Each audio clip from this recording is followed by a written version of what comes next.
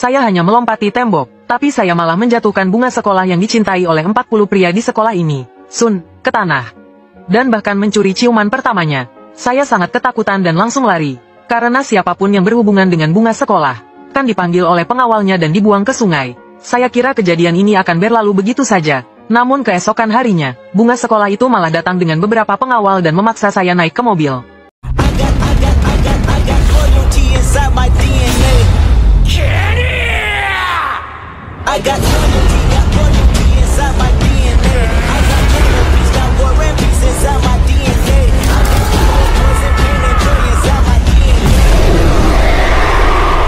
Pelajaran mandiri hari ini sangat penting bagi saya, jadi saya tidak bisa terlambat. Jika tidak, beasiswa semester ini akan benar-benar hilang. Saya melihat jam, hanya tersisa 6 menit. Dengan kecepatan saya saat ini, sepertinya terlambat sudah menjadi kepastian. Saat itu, pandangan saya jatuh pada tembok di sisi barat sekolah. Namun tingginya jauh lebih tinggi dari tubuh saya. Saya tidak bisa menelan ludah dengan susah payah. Tembok ini mungkin mudah untuk dipanjat, tapi melompat turun akan sulit. Jika saya terjatuh dan terluka, itu pasti akan sia-sia, tapi hanya ragu beberapa detik. Saya memantapkan hati dan menggigit gigi. Sudahlah, tidak peduli lagi. Apapun yang terjadi, saya tidak boleh terlambat malam ini. Saya menggulung lengan baju saya, mundur beberapa langkah, mengambil napas dalam-dalam, berlarilah ke depan dan melompat dengan penuh semangat. Terdengar suara benturan keras, saya jatuh ke tubuh yang hangat. Pada saat yang sama, saya merasakan rasa sakit yang aneh di bibir saya, rasa sakit dan kesemutan yang luar biasa. Ketika saya membuka mata, saya melihat wajah yang sangat dekat, begitu dekat sampai saya bisa merasakan napasnya, dan bibir saya, ternyata sangat canggung menempel pada bibir orang itu. Ah, maaf. Saya buru-buru mengangkat kepala, saya menatap dengan mata terbelalak pada sosok yang tergeletak di bawah saya. Saya terdiam sejenak, saya juga tertegun sejenak. Kamu adalah bunga sekolah, Su Kingsway. Gadis itu dengan marah menatap saya. Kenapa kamu tidak turun dari tubuhku? Oh, maaf, wajah saya tiba-tiba terasa kaku. Dengan panik saya merangkak turun dari tubuhnya. Anak ini terlihat cukup bodoh. Baru saja dicium paksa olehnya. Entah apakah saya akan tertular. Dia berkata, siapa namamu? Menerobos tembok sekolah. Apakah kamu tahu bahwa kamu melanggar aturan sekolah? Maaf, saya tahu salah. Maafkan saya, Ratu Sekolah. Saya ada urusan, jadi saya pergi dulu. Saya melihat Ratu Sekolah yang sangat marah. Saya takut dia akan melapor. Setelah mengatakan itu, saya langsung lari. Anak nakal, jangan coba lari. Suara marah terdengar di belakang saya. Saya berlari lebih cepat. Ratu Sekolah menatap saya dengan wajah marah. Gigi-giginya berderak. Anak nakal, kamu akan menyesal. Saat pelajaran malam, saya sangat cemas. Namun sampai pelajaran selesai, saya tidak melihat siapapun datang untuk membuat masalah. Saya diam-diam menghela napas lega. Mengingat kejadian sial hari ini, saya diam-diam memberi pujian pada diri saya sendiri. Untungnya saya cukup pintar, tidak memberitahunya nama saya. Jika tidak, Ratu Sekolah akan melapor ke kantor kepala sekolah. Itu akan sangat buruk. Tidak hanya beasiswa saya hilang, bisa saja saya akan dipanggil untuk dihukum di depan sekolah. Memikirkannya saja sudah menakutkan. Saya tidak akan berani mengambil risiko lagi. Lain kali saya akan lebih cepat dan lewat pintu depan saja. Tidak akan melompati tembok lagi. Keesokan harinya setelah sekolah, saya mengemas buku-buku dan keluar dari kelas. Baru saja sampai di pojok, saya melihat seorang gadis berjalan dari seberang. Bukankah dia Su Kingsway? Saya terkejut. Mengingat kejadian kemarin, saya merasa sedikit cemas dan mengalihkan pandangan. Benar-benar takdir yang buruk. Saya mengangkat buku saya, menutupi setengah wajah saya, hanya berharap Su Kingsway tidak melihat saya. Kak Su, seorang anak laki-laki tampan berjalan melewati saya, mengarah ke Su Kingsway yang sedang berjalan. Kak Su, ini untukmu. Tolong terima. Anak laki-laki itu dengan wajah merah, memberikan amplop yang dihiasi dengan hati berwarna merah muda dengan kedua tangannya. Diberikan kepada Su Kingsway. Wah, ini pasti surat cinta. Bunga sekolah. Memang tak salah disebut bunga sekolah. Memang sangat mempesona. Namun Su Kingsway sama sekali tidak memperhatikan anak laki-laki itu. Dengan wajah datar, dia langsung menghindarinya, dan terus berjalan menuju pintu sekolah. Saya menatap anak laki-laki itu dengan kasihan.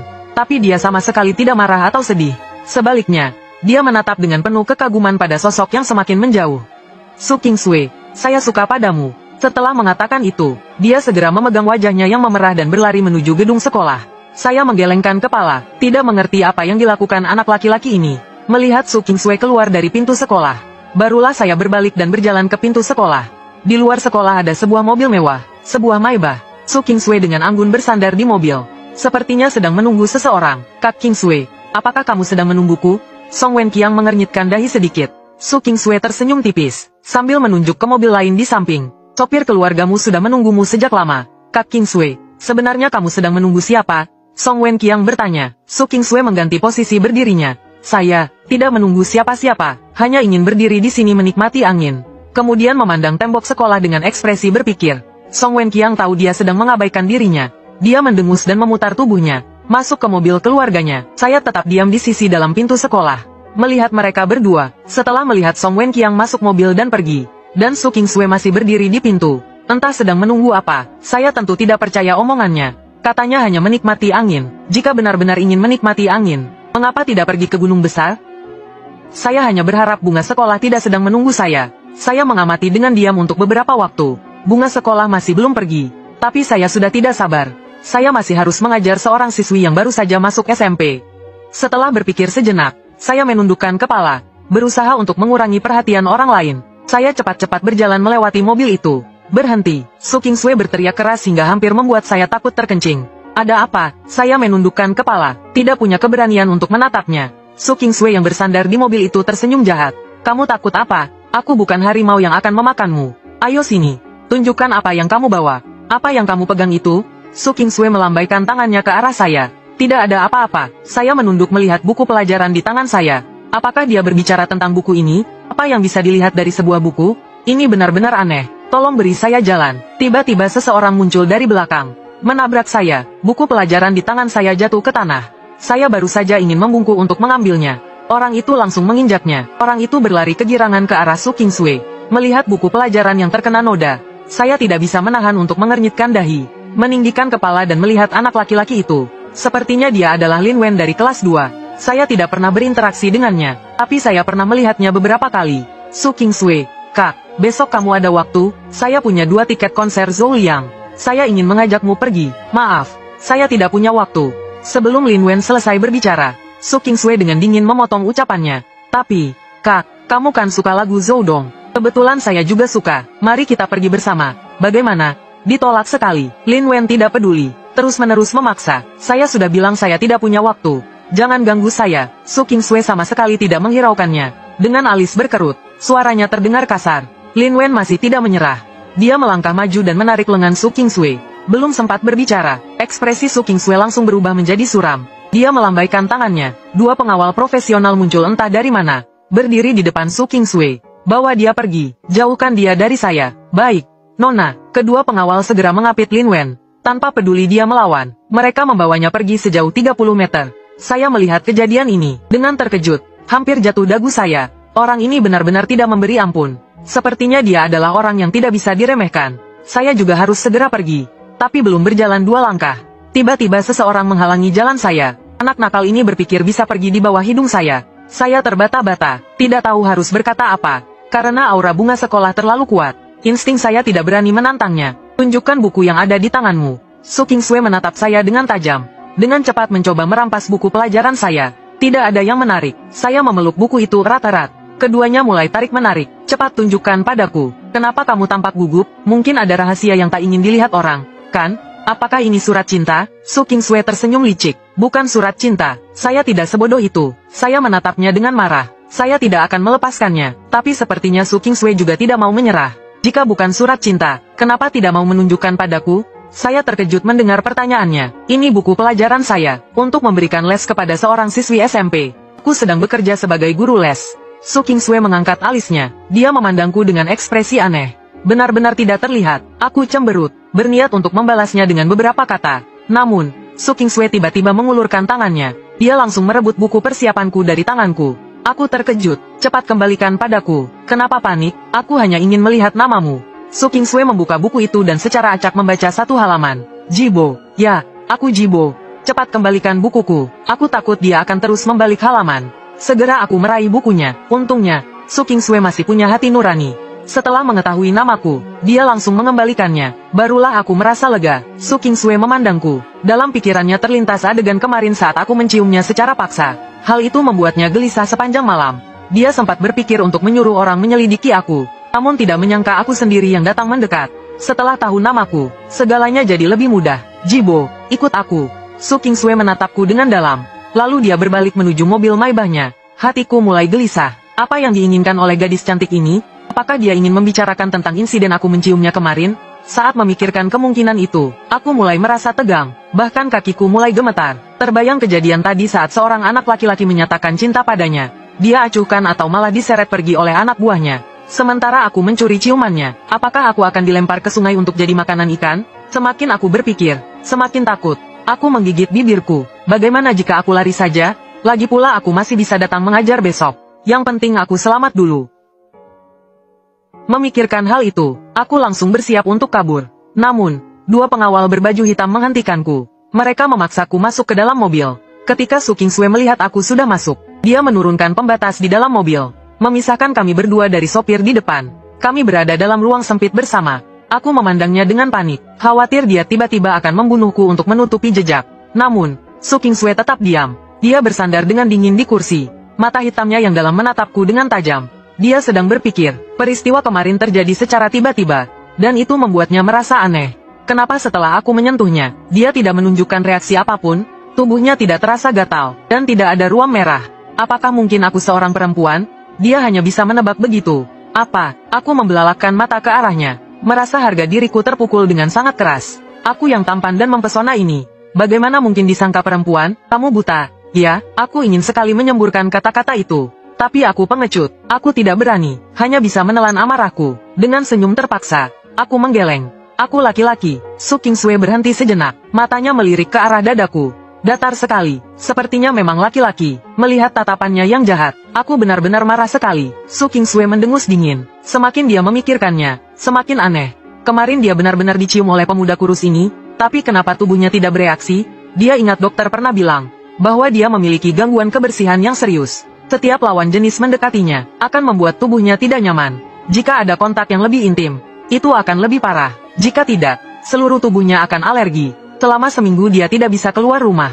Sejak saat itu, kerabat di rumah maupun orang luar, selama mereka laki-laki, tidak berani mendekatinya sejauh setengah meter.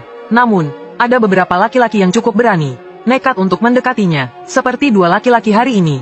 Entah dipanggil orang suruhan untuk menyeret mereka pergi, atau dilemparkan oleh pengawalnya ke sungai. Aku baru ingin bertanya dia akan membawaku kemana. Tiba-tiba mobilnya melaju. Aku menatapnya dengan wajah penuh ketakutan. Baru saja dia mengejek tubuhku. Masih bilang aku datar? Apakah sungai pemandangan di sekolah tidak cukup dalam untuk membunuhku? Apakah dia ingin menyeretku ke sungai dalam yang lebih jauh? Ah, tidak. Cepat turunkan aku. Aku sangat ketakutan. Melihat wajahnya yang gelap seperti dasar wajan. Aku langsung menarik lengan Su Kingsue. Tolong lepaskan aku. Aku benar-benar tidak sengaja menciummu. Aku hanya takut terlambat. Jadi ingin memanjat tembok sekolah. Tapi aku terpeleset dan jatuh ke arahmu. Aku benar-benar tidak sengaja. Melihat Su Kingsue mengangkat alis dan menatapku tanpa bicara. Aku memanfaatkan kesempatan terakhir untuk menjelaskan. Lagi pula, itu sama sekali bukan ciuman. Hanya sedikit bersentuhan saja. Kalau itu dianggap ciuman, maka itu adalah ciuman pertamaku. Kamu tidak rugi, kan? Su Kingsue tiba-tiba menyunggingkan senyum jahat. Matanya berkilat tanda puas. Kamu tidak punya pacar? Tolonglah, Nona cantik. Aku terlalu sibuk setiap hari. Mana ada waktu untuk punya pacar? Lagi pula, aku tidak pernah berpikir punya pacar saat masih SMA itu masuk akal. Setidaknya aku harus masuk universitas dulu. Dia mendengarkan penjelasanku dengan serius. Lalu berkata, kamu sibuk dengan apa? Aku meliriknya dengan kesal. Mengajar les untuk siswa lain. Untuk mencari uang. Cari uang untuk apa? Aku tentu saja menyadari nada ejekannya. Tilan adalah sekolah elit yang dibangun dengan investasi swasta. Namun aku adalah pengecualian. Aku diterima sebagai siswa berprestasi tanpa biaya di Tilan. Saat itu kepala sekolah berkata, selama aku bersekolah di Tilan, semua biaya sekolah akan digratiskan. Selain itu, jika aku masuk peringkat 3 besar dalam ujian komprehensif, aku akan mendapat beasiswa. Jumlahnya cukup besar. Jika aku mendapatkan beasiswa itu, biaya hidupku akan tercukupi, dan nenekku juga akan lebih ringan bebannya. Itulah alasan aku masuk sekolah ini. Keluargaku memang agak kesulitan. Aku butuh uang. Tolonglah, Nona cantik, kasihanilah aku. Malam ini aku masih harus mengajar siswa. Aku tidak bisa melanggar janji. Aku memandangnya dengan wajah memohon. Alamatnya, aku memandangnya dengan heran. Su Kingsue menyipitkan matanya sedikit, menatapku, seperti sedang melihat orang bodoh. Aku bertanya alamat tempatmu mengajar. Aku langsung merasa tersanjung. Kamu mau mengantarku? Su Kingsue dengan tidak sabar melirikku. Jangan banyak omong. Sebutkan alamatnya. Perumahan Yujing Longting. Terima kasih. Mendengar itu, Su Kingsue mengerutkan alisnya dan bertanya, apa? Yujing Longting? Aku mengulanginya lagi. Su Kingsue melirikku sekilas. Ekspresinya agak aneh. Kamu mengajar siapa? Seorang siswa SMP bernama Su Yao. Aku memandangnya dengan heran. Kamu kenal dia? Oh iya, dia juga bermarga Su. Su Kingsway tersenyum kecil. Dia anak pamanku. Pamanmu? Aku tertegun. Anak pamannya, bukankah itu sepupunya? Kenapa marganya sama dengan dia? Su Kingsway menjawab dengan santai. Aku mengikuti marga ibuku. Kami tinggal di kompleks yang sama. Aku langsung terkejut gembira. Oh, bagus sekali. Aku bisa menumpang mobilmu. Benar-benar terima kasih banyak. Jangan hanya terima kasih dengan kata-kata. Buktikan dengan tindakan. Lalu, bagaimana aku harus berterima kasih?